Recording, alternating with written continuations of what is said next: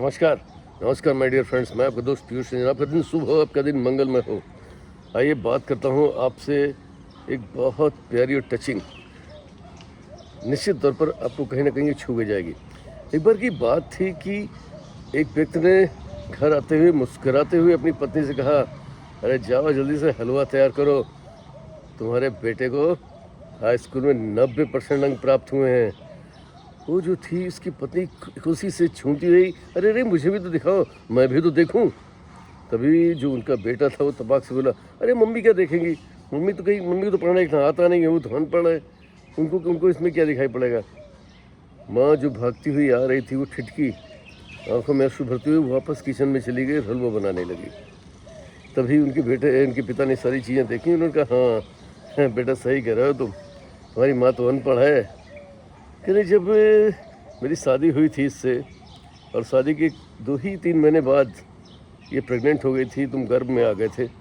और उस समय हमने सोचा कि हमने तो अभी एक दूसरे को ठीक से समझा भी नहीं, जाना भी नहीं, कहीं घूमने फिरने भी नहीं गए हैं, तो हम लोग अवश्य करा देते हैं। लेकिन तुम्हारी माँ ने स्पष्ट मना कर दिया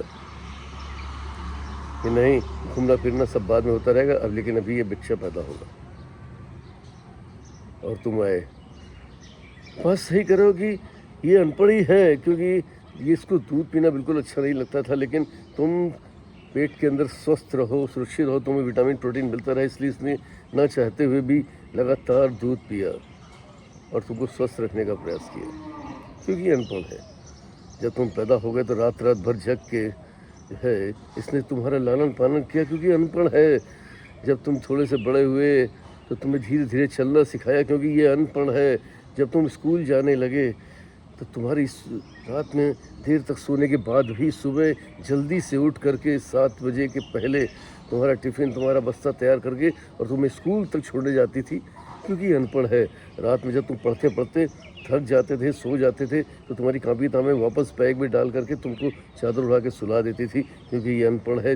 तुम जब बीमार हुआ करते थे तो रात रात भर तुम्हें अपनी गोद में बैठाल करके तुम्हारी सेवा किया करती थी, क्योंकि ये अनपढ़ है। वास्तव में ये बात सही है कि तुम्हारी माँ अनपढ़ ही तो है। ये बात सुनते ही बहुत सारी चीज़ें उस बच्चे के दिल में से मुझे रौंद गई, और रोते हुए अपनी माँ की चरण पकड़ ली कि माँ, मुझे आज 90% अंक जरूर मिले हैं, लेकिन तुम तो मेरे जीवन में 100% हो।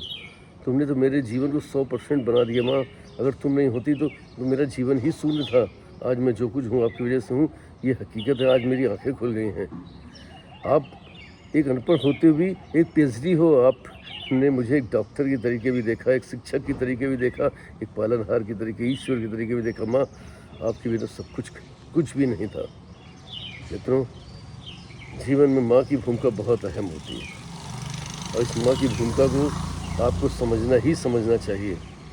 और वो सौभाग्यशाली लोग हैं जिनके जीवन में माँ का हाथ उनके सर पर हमेशा रहता है।